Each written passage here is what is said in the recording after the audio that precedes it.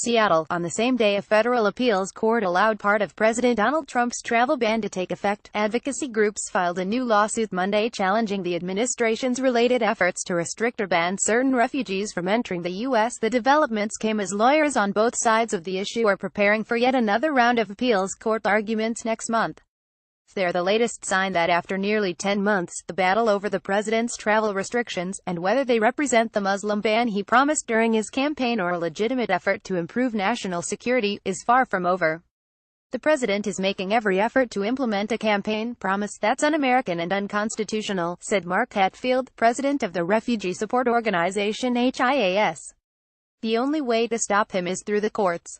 Last month, a federal judge in Hawaii blocked most of Trump's third travel ban just before it was due to take effect.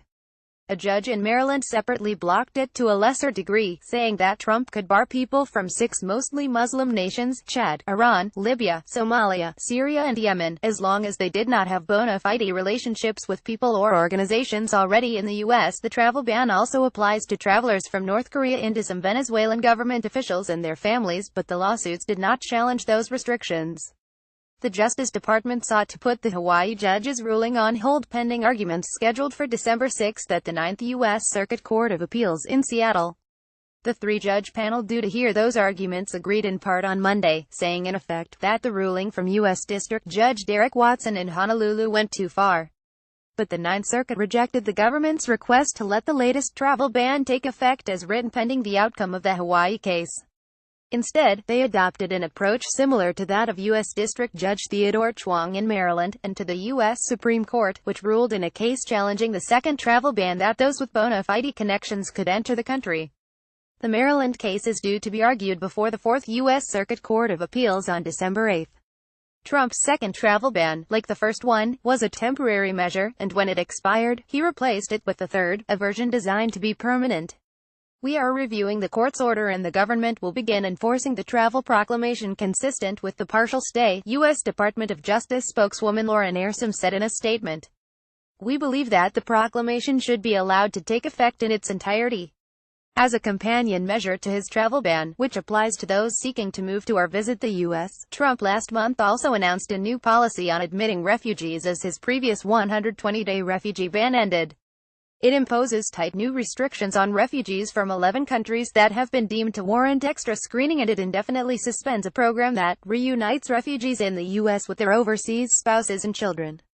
Under the new policy, for 90 days applicants from those countries will be considered cas, and only refugees whose admissions are deemed to be in the national interest might be approved.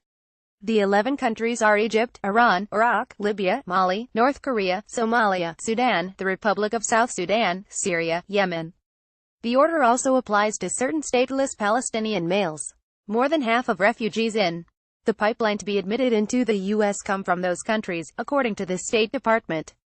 And according to the lawsuit filed by the refugee assistance groups in Seattle on Monday, more than 80% of the refugees resettled from those 11 countries over the last 2 fiscal years have been Muslim. Thus, halting their admission will disproportionately affect Muslim refugees, the lawsuit said. The administration has said that during the 90-day period, it would shift resources away from dealing with refugees from the 11 countries needing additional scrutiny. The effect of that, the lawsuit said, will be much longer bans on those refugees. Many are likely to have medical screenings or other requirements expire, forcing them to start over. This prioritization of applications from other countries will have the effect of significantly increasing the percentage of Christian refugees resettled here while significantly decreasing the percentage of Muslim refugees, the lawsuit said. The memorandum thus implements the Trump administration's oft-repeated desire to ban Muslim refugees while prioritizing the resettlement of Christian refugees. The Department of Homeland Security has said it does not comment on litigation, but the October 23 memo laying out the new policy said it was necessary for national security.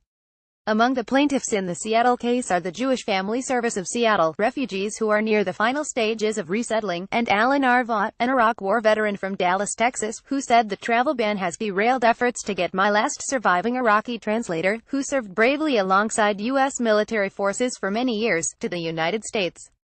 That executive order is inconsistent with the American values I fought for as an officer in the United States Army, Bott said in a written statement.